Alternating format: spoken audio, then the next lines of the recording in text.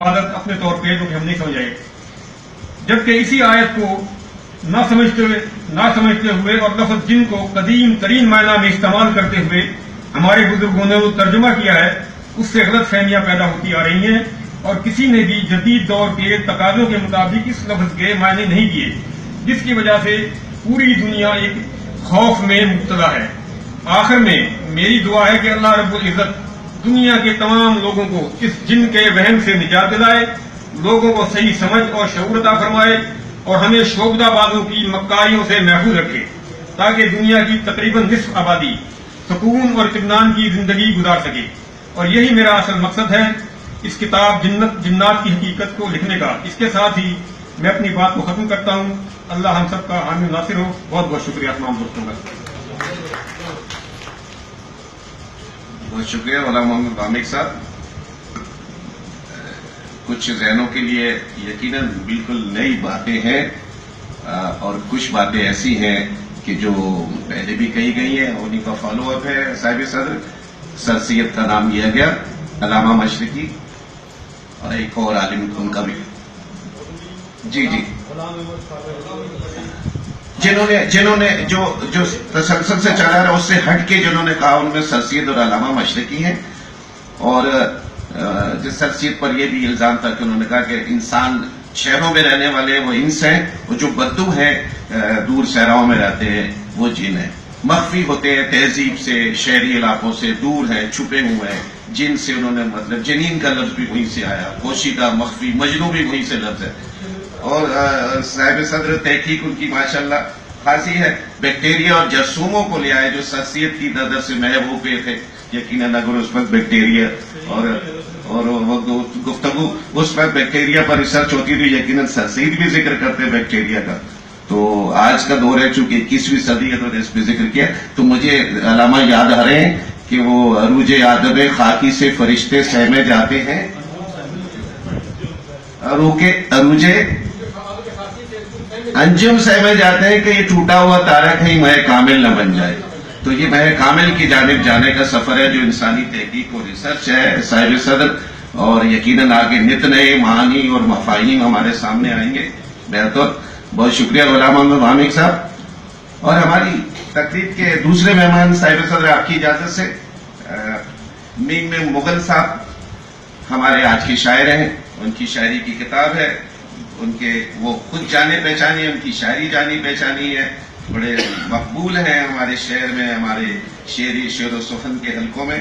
और बड़ी खूबसूरत मैं 2-4 अशार का हवाला देके फिर मैं मुकर्रिम को दावत दूंगा कि वो ये मेरी बेदिली का किस्सा है, ये मेरी बेदिली का किस्सा है, यानी एक सरखुशी का किस्सा है। मैं जिसे ऐश रंज याद नहीं, किसी आदमी का किस्सा है। मसलन रायगां, एक नया डिक्शन, रायगां शायगां से उठता है, मीर को खराजे अकीदत पेश कर रहे हैं। रायगां शायगां से उठता है, एक हयूला मकान से उठता है। और फिर रेल की पटरियों पे चलते रहे, हम किसी मोड़ पे न मिल पाए, एक अलग शेर है। ख्वाब मेरे सराहने रखे थे, रात सोया नहीं गया मुझसे, एक मुख्तलिफ अशार है। और एक और वो जो शेर जिसमें उनके यहाँ तसव्वुफ की कुछ खुशबू आ रही है मुझे, वो जो उन्होंने कहा था सरे बाजार में ही रकसम। तो मुगल साहब ने भी कहा कि मंसूर अनल हक अस्त, महमूद अनल इश्कम, अपने बारे में इनका तखल्लुस महमूद, मंसूर अनल हक अस्त, महमूद अनल इश्कम, जब चाहूं गजल कह लूं मजबूर तबीयत नहीं। क्या खूबसूरत अशार है। मैं अगर साहिब सदर जब इजाजत देंगे तो हम मुगल साहब से ही सुनेंगे। मैं पहले शबी नादिर साहब को मदऊ करता हूं, आए अपने रफीक खास के लिए और उनकी शायरी के लिए कुछ गुफ्तगू फरमाए। शबी नादिर साहब।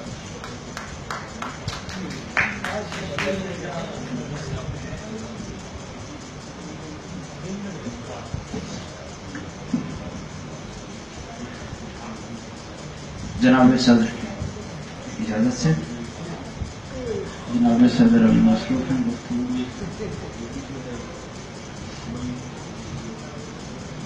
शब्बीर नाज़िम साहब, बहुत अहम बात जी मेरे ख्याल से अपने ख्यालात में मुस्तफा करने के दौरान हमने क्या थोड़ी सी बात करनी है जनाब सदर की इजाज़त से चंद बातें मेरे इल्म में नहीं था तो मुझे यहाँ गुफ्तगू करनी है, वरना किताब को देखते पढ़ते और फिर अपना जहन बनाते फिर गुफ्तगू करते अचानक कह दिया गया। बहरहाल मीर मुगल हमारे दोस्त हैं, बहुत अच्छे शायर हैं, नज़्म कहते हैं, गज़ल कहते हैं, और किताब जहाँ तक मैं समझा हूँ किताब पढ़ने के बाद तो मीर मुगल की नज़्म जो है वो गज़ल के मुकाबले में बहुत भारी है, जिसमें वो अपने ख्यालात को, अपने एहसासात को ज़्यादा शिद्दत के साथ और ज़्यादा वसअत के साथ नज़्म में बयान करते हैं और बड़ी खूबसूरती के साथ बयान करते हैं। क्योंकि गज़ल भी कहते हैं और खूब कहते हैं, लेकिन शायद मुझे ऐसा लग रहा है कि उनका असल मैदान गज़ल नहीं, असल मैदान नज़्म है। और हमने मुगल से ये कहा भी कि तुम अगर नज़्म पे ज़्यादा तवज्जो दो तो ये बेहतर रहेगा तुम्हारे लिए। बहरहाल हर तख्लीकार का ये अपना ज़ाती फैसला होता है, उसे क्या कहना है, क्या करना है। तो मीर मुगल की ये पहली किताब है जो मिस्ता पब्लिकेशन के तहत इन्होंने छापी है। ये इदारा भी इनका अपना है और बहुत खूबसूरत किताब है। बहुत सारे लोगों को ये शिकायत भी है मीर मुगल से कि ये बहुत मुश्किल ज़बान का इस्तेमाल किया गया है, और तो ये हमारी समझ में उस तरह आ नहीं रहा। तो बहरहाल ये उनकी शिकायत अपनी जगह, लेकिन मुगल ने जो सोचा, जो समझा और उसका इजहार करने के लिए जो पैराया है इख्तियार करना था वो उन्होंने किया है और बड़ी खूबसूरती के साथ उसमें कामयाब भी रहे हैं। और हम उम्मीद करते हैं कि मीर मुगल की और भी किताबें आएंगी, बल्कि नस्र में भी उन्होंने ड्रामा भी लिखा है और अफसाने भी लिखे हैं। तो ये भी इंतज़ार है कि अगली शायरी की किताब कब आएगी और नस्र की किताब कब आएगी। और मीर मुबारक को मुबारकबाद पेश करते हैं, उनका पहला शेरी मजमूआ है और खूबसूरत मजमूआ है। हमने भी पढ़ा और आप सबको भी पढ़ना चाहिए। बहुत शुक्रिया। बहुत शुक्रिया शबीर नाज़िम साहब, आपने एक अलग पहलू उनकी शायरी के हवाले से बताया कि उन्हें नज़्म आपको उनमें पोटेंशियल नजर आया कि उनकी नज़्म में है, जबकि उन्होंने अपने दिबाचे में और इब्तदाई जो तहरीर है उसमें उन्होंने गज़ल से उनकी बहुत ज़्यादा उनसियत। वो तो कहते हैं कि मुझे कोई आमद या उसकी तैयारी की ज़रूरत नहीं है, मैं तो मुसलसल गज़ल के साथ जो हूँ वाबस्ता हूँ। और बड़ा वो कहते हैं कि मैं नज़्म में भी गज़ल, अगर मैंने गलत नहीं पढ़ा तो नज़्म में भी गज़ल जो है उसमें तलाश करते हैं वो। और इश्क गज़ल है उनकी नज़दीक और गज़ल इश्क है। वो बहुत सारे जुमले उनके बड़े खूबसूरत, आपने तहरीर का हवाला दिया।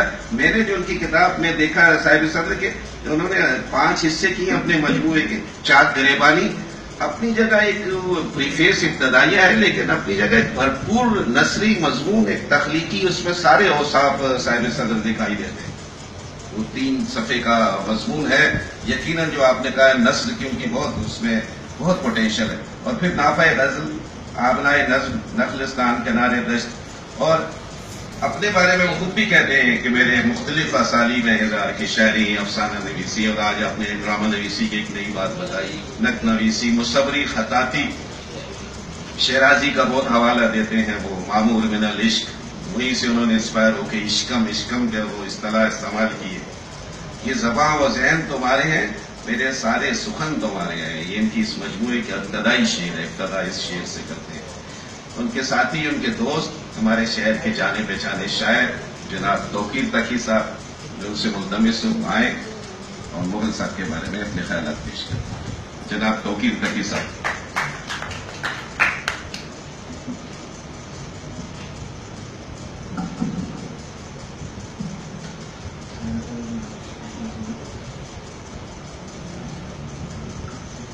شکریہ صاحب صاحب ہمارے دوست میمی مغل قریب 10 سال یا کچھ زیادہ ہی عرصہ ہو گیا ہماری رفاقت کو، اور اس عرصے میں مغل کے مزاج میں اور مغل کے حوالے سے بہت سارے اس کے مزاج سے بھی ہمیں آگاہی ہوئی، اس کے پہلوؤں سے، اور اس کے شعری مزاج میں جو تبدیلیاں ہوئیں وہ بھی کافی حد تک ہماری نظر میں ہیں۔